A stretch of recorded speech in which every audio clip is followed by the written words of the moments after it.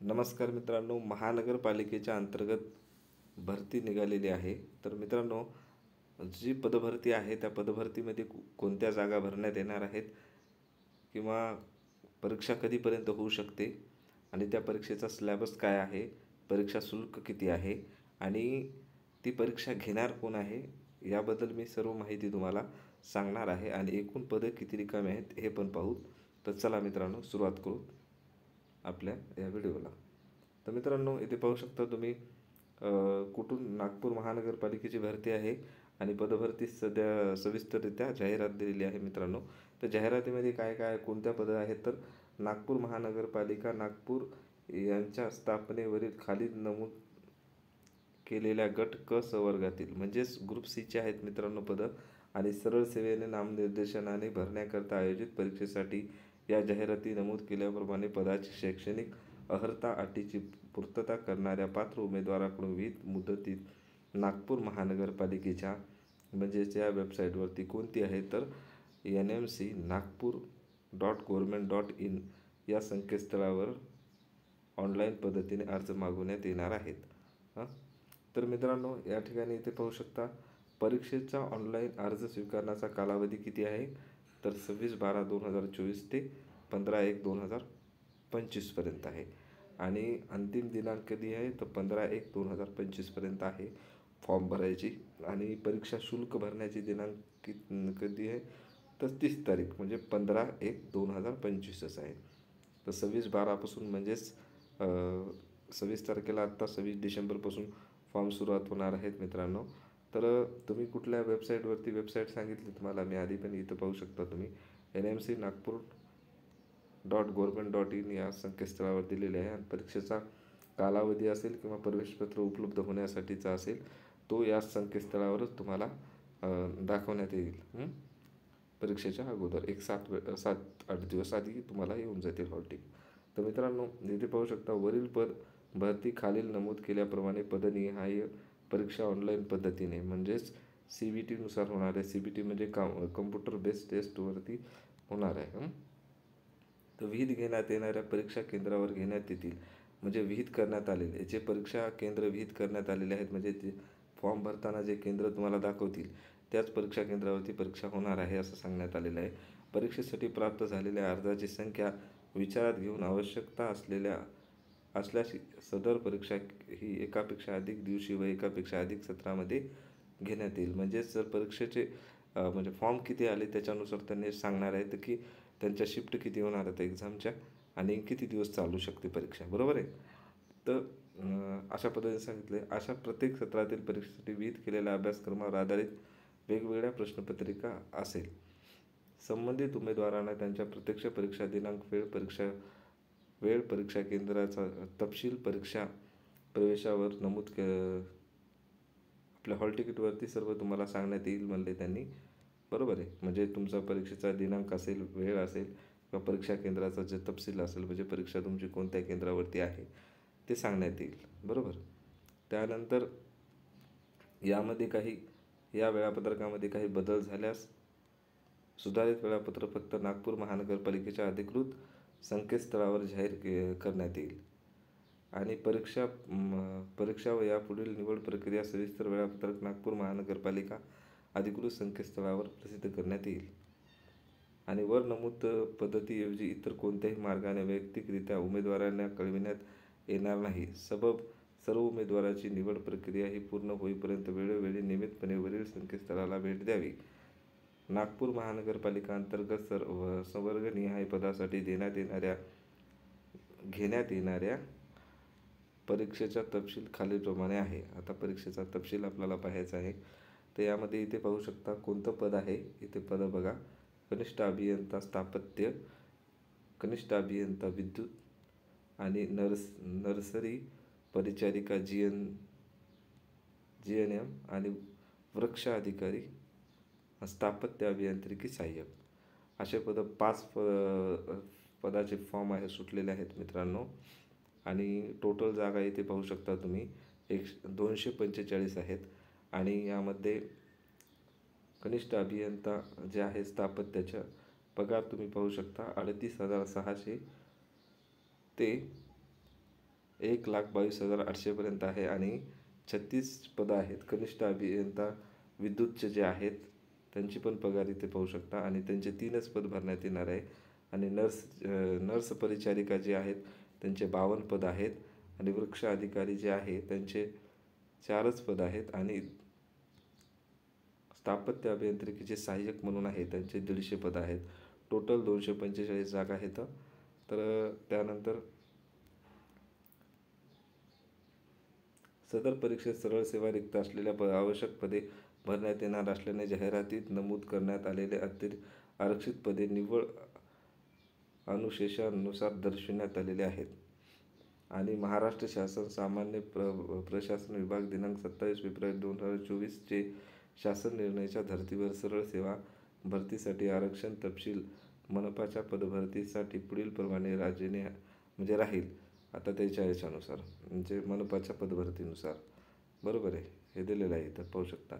अनुसूचित जाती अशा पद्धतीने सांगितलेलं आहे इथं प्रवृत्त्यांचा. आणि त्यानंतर काय म्हणते टीपमध्ये काय सांगितलं, पदभरती करावयाच्या पदाचे आरक्षण तपशील हा भरावीची पदे व मंजूर संवर्गातील कार्यरत प्रवर्गनिहाय पदे यांचा विचार करून प्रवर्गनिहाय योग्य प्रतिनिधित्व मिळण्याच्या दृष्टिकोनातून निश्चित करण्यात आला आहे. तर आता इथे पाहू शकता आपलं सुरुवातीचं जे आहे ते कोणतं आहे पद, कनिष्ठ अभियंता स्थापत्य, ज्युनियर सिव्हिल इंजिनियर्स आहे. बरोबर आहे. तर यामध्ये 36 पदं तुम्हाला सांगितलं होते. तर यामध्ये इथे वेगवेगळ्या प्रवर्गाला पदं दिलेली आहेत. त्यामध्ये सर्वसाधारणला इथे पाहू शकता, हे तुम्ही पाहून घ्या जाहिरातीमध्ये का सांगू, बरं ठीक आहे सांगून टाकू. सर्वसाधारणला 2 आहेत इथं. कुठल्या प्रवर्गासाठी, अनुसूचित जातीसाठी. अनुसूचित जातीसाठी किती आहेत, तर टोटल 6 पदं आहेत. एकूण 6 आहेत. 6 मधले किती, 6 आहेत टोटल. 6 मधले 1 गेले सर्वसाधारणला, 2 महिलांना आहेत, 1 माजी सैनिकांना आणि डायरेक्टली 1 अंशकालीन उमेदवारांसाठी आहे. बरोबर आहे. अशा पद्धतीने वाटून टोटल 6 पदं इकडे गेलेले आहेत. आणि अनुसूचित जमातीला किती आहेत, 3 आहेत. त्याच्यामध्ये 2 पदं सर्वसाधारणला आणि 1 महिलांना आरक्षित दिलेलं आहे. विजाला जे पद आहे 1च पद आहे आणि भजबला 1च पद आहे आणि भजकला 3 पद आहेत. त्यामध्ये 2 सर्वसाधारणला आणि 1 महिलांना दिलेलं आहे. त्यानंतर तुम्ही पाहू शकता इकडं डायरेक्टली भजडला तर नाहीच, तर विमाप्रला आहेत 1 पद आहे, ते पण महिलांचं आहे, ते सर्वसाधारणसाठी आहे. इमावला आहे तर मागास वर्गाला काय आहे 10 पद आहेत. 10 मधले 2 सर्वसाधारणला, 3 महिलांना, 2 माजी सैनिकाला आणि 1 आहे खेळाडूला आणि 1 आहे प्रकल्पग्रस्ताला आणि 1 आहे अंशकालीनला. आणि इथं पाहू शकता हे दिव्यांगासाठी 1च पद आहे, ते बी अल्पदृष्टी किंवा अंध असेल त्यांच्यासाठी. आणि SCBCसाठी इथं पाहू शकता तुम्ही, SCBCसाठी 4 पद आहेत. 4 मधले 2 सर्वसाधारणला आहेत, 1 महिलांना आहे आणि 1 माजी सैनिकांना आहे. आणि त्यानंतर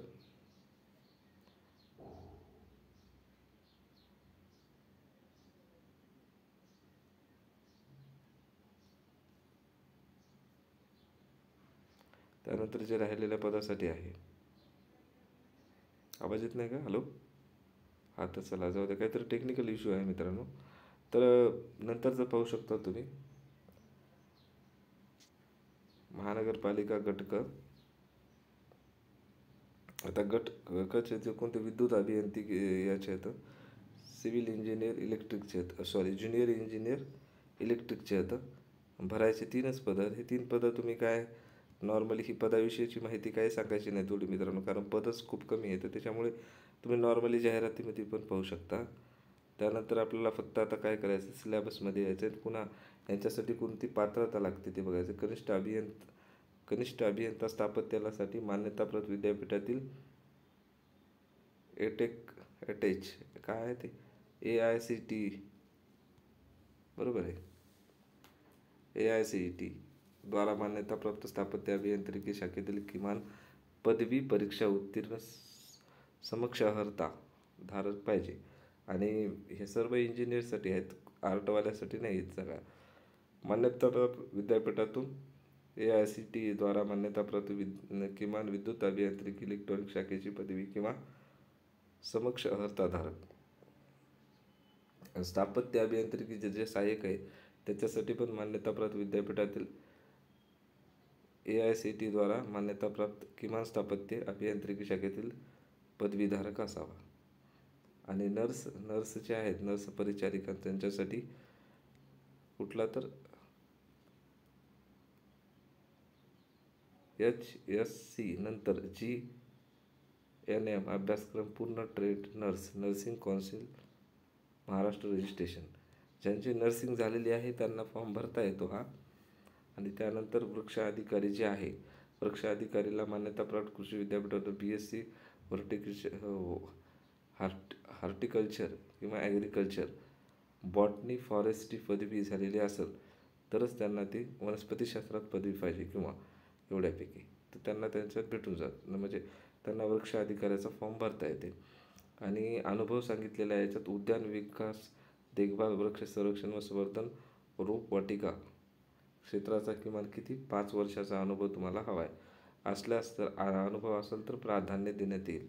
आता अनुभवालाच नाही भेटलं तर त्यांना घेऊन टाकतात, समजा नाही भेटलं तर हे करतात. त्यानंतर आरक्षणाचं वगैरे झालेलं आहे, तुम्ही पाहिलं आहे. त्यानंतर आपल्याला आता डायरेक्टली मित्रांनो आपल्याला काय करायचं आहे की आता ज्यांच्याकडे काय म्हणलं इथं, हे महत्त्वाचा मुद्दा आहे 3.1चा, अद्ययावत नॉन क्रिमिनल प्रमाणपत्र आर्थिकदृष्ट्या दुर्बल घटकातील असल्याबाबतचा पुरावा म्हणून सक्षम प्राधिकाऱ्याने वितरित केलेले व अर्ज सादर करण्याच्या अंतिम दिनांकास वैध असणारे प्रमाणपत्र सादर करणे आवश्यक आहे. तुमच्याकडे जर नॉन क्रिमिनल असेल आणि त्यांची डेट जर म्हणजे याच वर्षीचा असेल, संपत आलेला असेल, समजा या वर्षी 3 वर्ष चालतं ना, तर समजा ह्या वर्षीचं संपणार असेल आणि जर त्याची डेट झाली नसेल तर म्हणजे परीक्षाचा फॉर्म भरण्याच्या अगोदर त्याचं जी त्याची एक्सपायरी झाली असेल तर तुम्ही चेंज करून घ्या, किंवा एक्सपायरी झालं नसेल तर फॉर्म भरू शकता तुम्ही, बरोबर आहे. त्यानंतर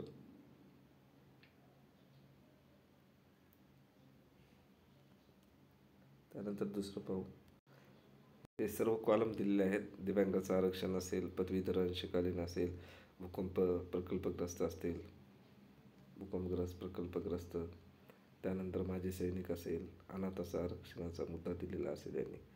तर त्यानंतर आपण काय करू, इथं पाहायची वयोमर्यादा आपल्याला, म्हणजे ते फॉर्म भरणाऱ्यासाठी किती असते ती. आता गणन दिनांक दिलेला आहे मित्रांनो, इथं पाहू शकता 15/1/2024 दिलेला आहे त्यांनी.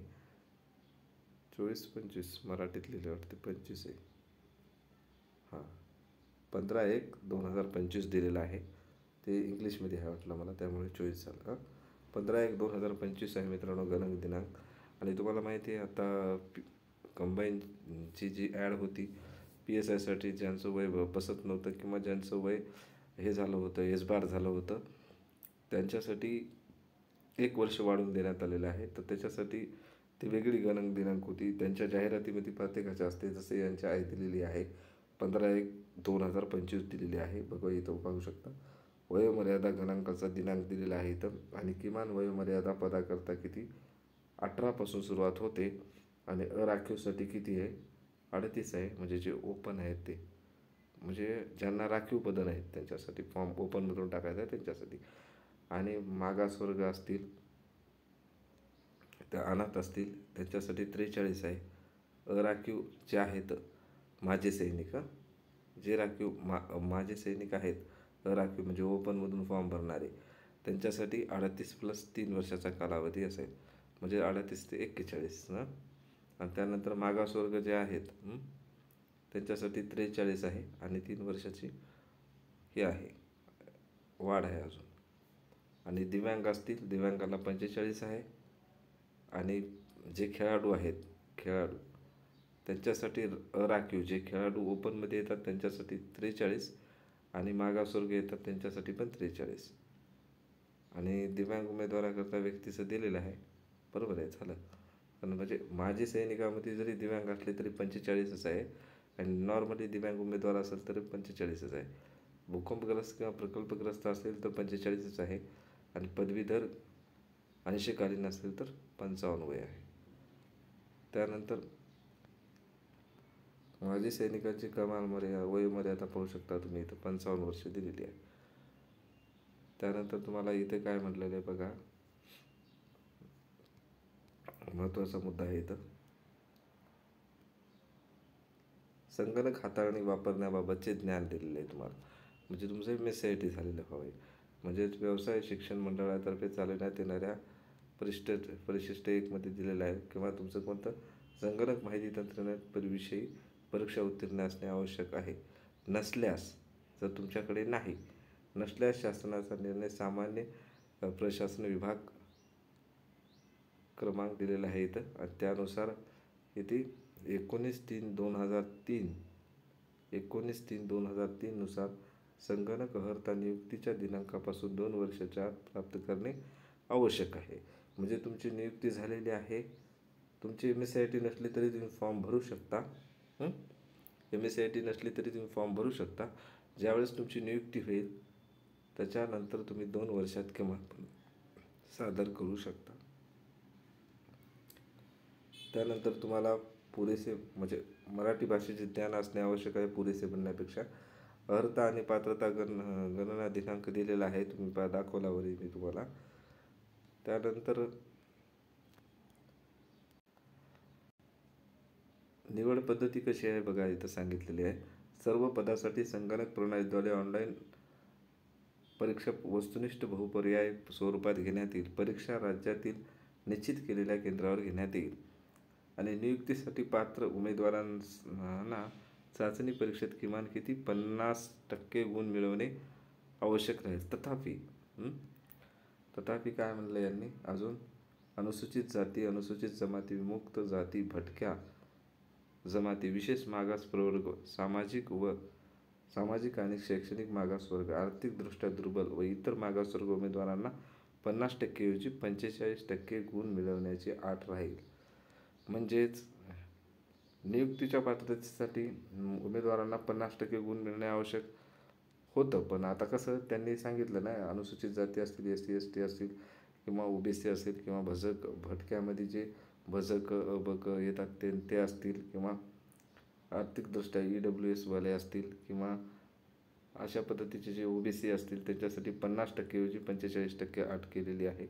आणि लेखी परीक्षेत मागासवर्ग उमेदवारांना 45%पेक्षा गुण कमी प्राप्त झाल्यामुळे पर्याप्त उमेदवार उपलब्ध न झाल्यास जाहिरात नमूद केलेल्या पदे रिक्त राहत असली तरी कोणत्याही परिस्थितीत किमान पात्र गुणाची टक्केवारी 45%पेक्षा कमी केली जाणार नाही. आणि राखीव उमेदवारांसाठी 50%पेक्षा कमी गुण प्राप्त झाल्यामुळे पर्याप्त उमेदवार उपलब्ध न झाल्यास जाहिरातीत नमूद केलेली पदे रिक्त राहत असतील तरीही कोणत्याही परिस्थितीत किमान पात्र गुणाची टक्केवारी 50पेक्षा कमी केली जाणार नाही. म्हणजे जे ओपनमधून फॉर्म भरणार आहेत त्यांना 50% घेणं गरजेचं आहे. आणि जे कास्टमधून फॉर्म भरणार आहेत त्यांना 45%, सगळ्यात सोपं. आणि अशा पद्धतीने सांगितलं आहे. आणि जर समजा तुम्हाला त्याच्यापेक्षा कमी पडले असतील तर ती जागा रिकामी राहील, पण तुमचं घेणार नाहीत. कारण तुम्ही म्हणसाल की दुसरं कोणतं नाही सर, मीच आहे त्या कास्टचा, मला घेतलं पाहिजे तुम्ही, मला 45%पेक्षा कमी आहेत पण आता मीच त्याच्यामध्ये टॉपर आहे तरी बी नाही जमणार नाही. कारण होणार नाही ते, त्यांची ती आटच आहे तेवढं.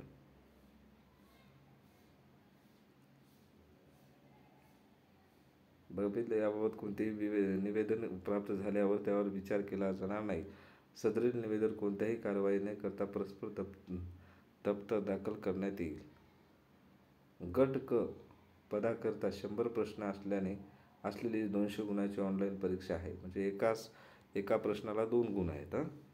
आणि 100 प्रश्नाची वस्तुनिष्ठ बहुपर्याय स्वरूपाचे असतील. प्रश्नपत्रिकेतील प्रत्येक प्रश्नाला 2 गुण आहेत. बरोबर आहे. आणि वेळ किती आहे? परीक्षेचा 2 तासाचा आहे. त्यामध्ये अजून काय आहे विशेष काही? आणि यामध्ये मुलाखती घेण्यात येणार नाहीत. म्हणजे जे पदं भरणार आहेत, 5 पदं आहेत, त्याच्यामध्ये कुठलीही मुलाखत नाही. आणि त्यानंतर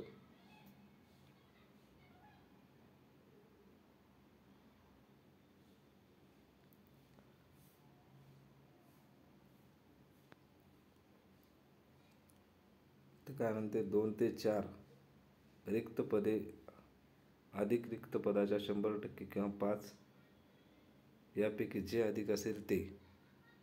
म्हणजे काय म्हणते, प्रवर्गनिहाय रिक्त पदाची संख्या आणि निवड सूचीमध्ये समाविष्ट करायची संख्या, प्रतीक्षा यादी उमेदवाराची संख्या. म्हणजे 2 ते 4 पदं असतील. ते जे आहेत ना, 2 ते 4 पदं असतील, म्हणजे संख्या असेल 2 ते 4ची, आणि पदं जर रिक्त असतील 100% किंवा 5 यापैकी जे अधिक असेल ते त्याच्यावर विचार केला जाणार आहे. असं सर्वांच्या बाबतीत आहे. आणि त्यानंतर अंतिम निवड यादी नागपूर महानगरपालिकेच्या संकेतस्थळावर अधिकृतरित्या प्रसिद्ध करण्यात आलेला आहे. आणि इथं पाहू शकता अजून, निवड समितीने तयार केलेल्या निवड सूची 1 वर्षासाठी किंवा निवड सूची तयार करण्यासाठी, म्हणजे जी प्रत्यक्ष यादी वगैरे किंवा निवड सूची केली तर 1 वर्षाची त्याची तयार करणार. म्हणजे 1 वर्षापर्यंत तुम्ही कधीही जॉईन करू शकता. ते याच्यामध्ये असतात ते, म्हणजे जे वेटिंगला असलेले मुलं असतात ना, त्यांना 1 वर्षात कधी पण जॉईनिंग देऊ शकतात ते. बघा इथं पाहू शकता तुम्ही, शासन निर्णय क्रमांक दिलेला आहे. मधील परिच्छेद 11 मधील तरतुदीनुसार निवड समितीने तयार केलेली निवड सूची 1 वर्षासाठी किंवा निवड सूची तयार करताना ज्या दिनांकापर्यंत रिक्त पदे विचारात घेण्यात आली आहेत त्या दिनांकापर्यंत, यापैकी जे नंतर घडेल त्या विधिग्राह्य राहील. त्यानंतर ती निवड सूची व्यपगत होईल. म्हणजे समाप्त. व्यपगत म्हणजे काय? रद्द होईल. म्हणजे ते जे आहेत ते आलेले ते गेले. पण आता परीक्षेचं स्वरूप बघायचं आहे आपल्याला. परीक्षेचं स्वरूप कशा पद्धतीचं आहे? परीक्षेचं स्वरूप तुम्ही पाहू शकता, MCQ टाईपचं आहे. म्हणजेच स्वातंत्र्य बहुपर्याय वस्तुनिष्ठ आहेत. CBT नुसार म्हणलं नाही का, कम्प्युटर बेस्ड टेस्ट आहे. तर सिलॅबस काय आहे मित्रांनो? सिलॅबसमध्ये काय सांगितलं आहे, नॉर्मलायझेशन पद्धतीने तर होणारच आहे, त्यांनी इथंच सांगितलं आहे. बरोबर आहे. इथं बघा नॉर्मलायझेशन होणार आहे. आणि सिलॅबस काय आहे, विषयाची संख्या इथे पाहू शकता. कनिष्ठ अभियंता स्थापत्य आहे, त्यांच्यासाठी मराठी आहे, 15 प्रश्न आहेत मराठीचे. त्यानंतर इंग्रजी आहे, इंग्रजी पण 15 प्रश्नाची आहे. आणि बौद्धिक चाचणी पण 15 प्रश्नाची आहे. सामान्य ज्ञान पण 15 आहे. आणि तांत्रिक जो भाग आहे तो 40 प्रश्न आहेत. म्हणजे त्यांनी काय सांगितलं आहे, जे आहेत ना, तर त्यांनी काय केले, 15 मराठी, 15 इंग्लिश, 15 बौद्धिक चाचणी आणि 15 सामान्य ज्ञान दिलेलं आहे. 15 1 15, 15 30, 15 1 15 चौक 60 झाले. आणि हे 40 तांत्रिकमधले 40 आहेत. तर अशा पद्धतीने त्यांनी हे करणार आहे. आणि त्यांचा दर्जा कोणता आहे, तर 12वीचा आहे मराठी आणि इंग्रजीला. बौद्धिक चाचणीला पदवीचा आहे, सामान्य ज्ञान आणि बौद्धिक चाचणीला पदवीचा आहे. बरोबर आहे. आणि त्यानंतर हे माध्यम कसं असणार आहे, इंग्रजी आणि मराठीमध्ये तुम्ही पेपर सोडू शकता. बरोबर आहे. तुमचा जो विषय वाटला तो इंग्रजीचा इंग्रजीमध्येच येईल ना, तो कसा मराठीत येईल. बरोबर आहे. त्यानंतर अशा पद्धतीने दिलेलं आहे. एकाला आता इथे चेंजिंग ठरणारा पॉईंट कोणता आहे, तर तांत्रिक आहे. तांत्रिकला जर तुम्ही चांगला अभ्यास केला तर तुम्हाला 80 गुण तुम्हाला पडू शकतात. 40 प्रश्नाला म्हणजे 80 गुण.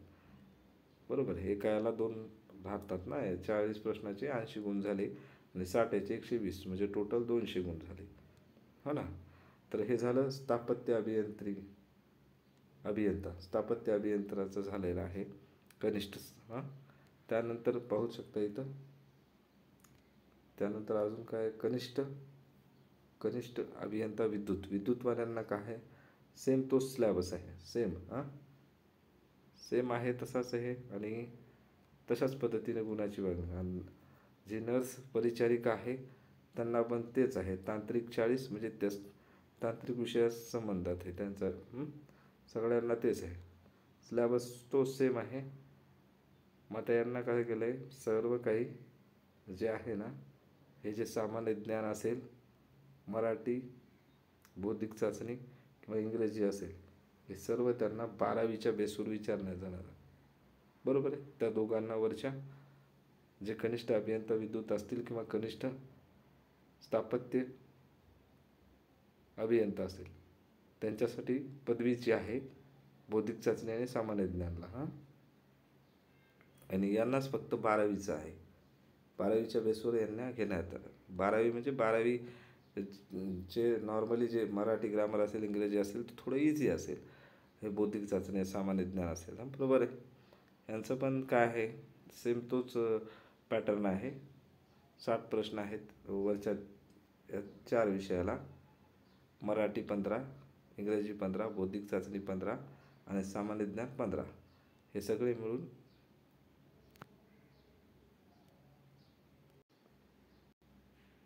हे सर्व मिळून पाहू शकता इथं 200 मार्काचा पेपर आहे टोटली. बरोबर आहे. यांना पण तांत्रिकला 40च आहेत आणि बाकीचे 60, 120 टोटल 200. त्यानंतर आपण स्लॅबस पाहिला. याचं पाहा, अजून एक आहे ना, 5 पदं होते ना, 2-3च झाले आपले. स्थापत्य अभियांत्रिकी सहाय्यकचा जो आहे तो सर्व हे जो आहे तो 10वीचाच आहे, 10वी माध्यमाचाच आहे. म्हणजे मराठी असेल, इंग्रजी असेल, बौद्धिक चाचणी, सामान्य ज्ञान असेल. आणि तांत्रिकचा जो आहे तो 40 प्रश्न आहेत. सेम सेम सेम स्लॅबस आहे, फक्त माध्यम थोडंसं हार्ड कठीण केलेलं आहे. पदवीचं 12वी आणि 10वी. याला स्थापत्य अभियांत्रिकीचे सहाय्यक आहे त्यांना फक्त 10वीचं दिलेलं आहे. आणि वृक्ष अधिकारी जे आहे यांना मराठी, इंग्रजी 12वीचं दिलेलं आहे. आणि पदवीसाठी बौद्धिक चाचणी आणि सामान्य ज्ञान दिलेलं आहे. आणि तांत्रिकसाठी 40 प्रश्न जे आहेत ते दिलेले आहेत. अशा पद्धतीनं 200 मार्काचा यांचा पण झाला. आता त्याच्यानंतर कागदपत्र वगैरे सांगितले त्यांनी, कोणते डॉक्युमेंट लागतात बघून घ्या. आता इथेच ऑनलाईन अर्ज करण्यासाठी कोणकोणते डॉक्युमेंट आणि किती MB किती फाईल साईजचे हवं ते बघून घ्या. आदिवासी प्रमाणपत्र लागतं. आदिवासी नाही, आदिवास लागतं. म्हणजे महाराष्ट्राचा रहिवासी तुम्ही असल्याचा पुरावा. एज ते डोमेसाईल म्हणतात ना ते, JPG, PGG किंवा JPG किंवा PDF फाईलमध्ये तुम्ही करू शकता. 100 KB साईज पाहिजे. किमान किती पाहिजे, 100 पाहिजे. आणि कमाल 200 MB असले तरी जमते. 100 KB ते 2 MB 2 MB. त्यानंतर अर्जातील नावाचा पुरावा, HSC म्हणजे 10वीचं तुमचं सर्टिफिकेट हवं, वयाचा पुरावा हवं, शैक्षणिक म्हणजे तुम्ही कुठल्या याच्यामध्ये तुम्ही झालं ते म्हणजे पात्रता आहात शैक्षणिक, किंवा त्यांनी जे विचारले ना त्याच्यामध्ये तुम्ही पात्रता असेल तरच तुम्ही प्रोसेस पुढे करू शकता. बरोबर आहे. सामाजिकदृष्ट्या मागास असल्याचा पुरावा तुमचा पाहिजे, किंवा सामाजिक शैक्षणिक मागासवर्ग आरक्षणाच्या तुम्हाला कुठलं पाहिजे त्याच्यानुसार पुरावा दाखवावा लागेल तुम्हाला. बरोबर आहे. आर्थिकदृष्ट्या दुर्बल असल्याचा पुरावा तुम्हाला दाखवावा लागेल. त्यानंतर अर्ज सादर करण्याचा अंतिम दिनांक वैध नॉन क्रिमिनल तुम्हाला सादर करावे लागेल. आणि माजी सैनिक असल्यास त्याचा पुरावा, आणि खेळाडू असेल तर त्याचा पात्र झालेलाचा पुरावा. त्यानंतर अनाथ असेल, अनाथाचं आरक्षण जर तुम्ही घेणार असाल तर त्या अनाथ प्रमाणपत्र पाहिजे तुमच्याकडे. प्रकल्पग्रस्त असेल तर प्रकल्पग्रस्ताचं, भूकंपासाठी भूकंपग्रस्ताचं, अंशकालीन आणि पदवीधर कर्मचारी आरक्षणासाठी पात्र असल्याचा पुरावा. जर तुमच्या नावात काही बदल झाला असेल तर त्याचा पुरावा. मराठी ज्ञान मराठी भाषेचा असल्यामुळं मराठी भाषेचा पुरावा, म्हणजेच कसं मराठी भाषेचं ज्ञान असल्याचा पुरावा म्हणजे तुमचं 10वी 12वीला मराठी विषयचा असतोच ना. नॉर्मली आर्टवाल्याचा तर असतो, 10वीपर्यंतचा असतो बेसिक, तर 10वीला मराठी आहे म्हणजे तुमचं मराठी ज्ञान आहे असं समजलं. लहान कुटुंबाचं प्रतिज्ञापत्र, अनुभवाबाबतचं सर्टिफिकेट, आणि संगणक अर्हता प्रमाणपत्र, आणि जन्म प्रमाणपत्र. म्हणजे तुम्हाला अनुभवाचं सर्टिफिकेट कुठं लागतं, फक्त ते वृक्ष अधिकारी जे म्हणून आहे त्यांच्यासाठी लागतं, ते पण 5 वर्षाचं. 5 वर्षाचं लागतं अनुभव असेल तर. त्यांना प्राधान्य देण्यात येणार आहे अगोदर, असं काही बाकी नाही. बाकी जर नसतं भेटलं तर जे आहे त्यांना घेतातच. मग त्यानंतर अजून काय आहे, फी वगैरे पाहूत आपण किती आहे काय नाही ते.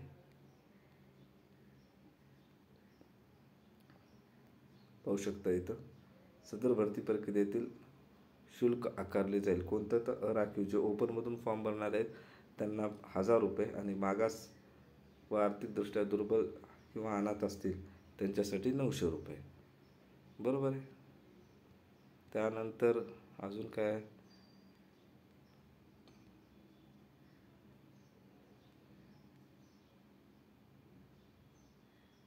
आणि अजून एक महत्त्वाचं, अर्ज सादर करतेवेळी स्वतःचा ओळखीचा पुराव्यासाठी स्वतःचे पॅन कार्ड, ड्रायव्हिंग लायसन, निवडणूक आयोगाचे ओळखपत्र, पासपोर्ट किंवा बँक पासबुक यापैकी किमान कोणतेही एक फोटो असलेले मूळ ओळखपत्र अपलोड करायचे तुम्हाला त्या ठिकाणी. आणि एक किंवा अधिक परीक्षेसाठी सेवांसाठी अर्ज करण्याचा निकष त्याच्यामध्ये त्यांनी काय दिलेलं आहे की कोणताही उमेदवार हा संबंधित परीक्षार्थी सेवेसाठी विहित करण्यात आलेल्या अर्हता किंवा पात्रता धारण करीत असल्यास कोणतेही एक किंवा त्यापेक्षा अधिक संवर्ग परीक्षेसाठी अर्ज सादर करू शकेल. मात्र काय म्हणले, मात्र त्यांनी काय सांगितलं अजून, अशा प्रत्येक परीक्षेसाठी त्याने प्रत्येक परीक्षेत शुल्क स्वातंत्र्य भरणा. म्हणजेच तुम्हाला एकापेक्षा जास्त फॉर्म भरायचे असतील तर तुम्हाला वेगवेगळी चार्ज तुम्हाला फी द्यावी लागेल, असं म्हणणं आहे त्यांचं. आणि तुम्हाला प्रवेशपत्र, परीक्षेचे प्रवेश दिलेला आहे. तर परीक्षेचा प्रवेश दिलेल्या उमेदवारांना प्रवेशपत्रामध्ये ऑनलाईन अर्ज प्रणालीच्या संकेतस्थळावर म्हणजेच nmc.nagpur.government.in या संकेतस्थळावर तुम्हाला उमेदवाराच्या प्रोफाईलच्या परीक्षेपूर्वी सर्वसाधारण 10 दिवस अगोदर तुम्हाला प्राप्त होणार आहे.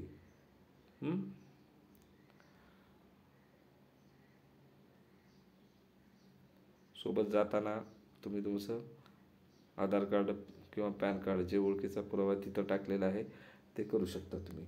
आणि तुमची तुम्हाला काही अडचण आली असेल अर्ज करताना तर हेल्प डेस्क नावाचं ऑप्शन असतं त्या ठिकाणी फॉर्म भरताना. आणि ही परीक्षा कोण घेते, TCS घेते मित्रांनो. तर त्या TCSचं फॉर्म भरताना तुम्ही पाहू शकता एक या साईडला एक 3 नंबरचं ऑप्शन काहीतरी असतं बघा, हेल्प डेस्क नावाचं. त्यावरती जाऊन तुम्ही ऑनलाईन हे करू शकता कंप्लेंट. पण याने अजून काही संबंधित अडचणी आल्या तर टोल फ्री नंबर दिलेला आहे तुम्हाला, हिंगत आहे त्या दिलेला आहे या ठिकाणी आहे. तो हा नंबर तुम्ही फोन करून तुम्हाला अजून काही माहिती हवी असल्यास फोन करू शकता. इथे पण दिलेला आहे नागपूर महानगरपालिका हेल्पलाईन नंबर. ओके, तर चालते मित्रांनो. तुम्हाला व्हिडिओ कसा वाटला नक्की कळवा आणि थँक्यू. आपले व्हिडिओ असेच पाहत राहा, लाईक, शेअर आणि सबस्क्राईब करा. धन्यवाद.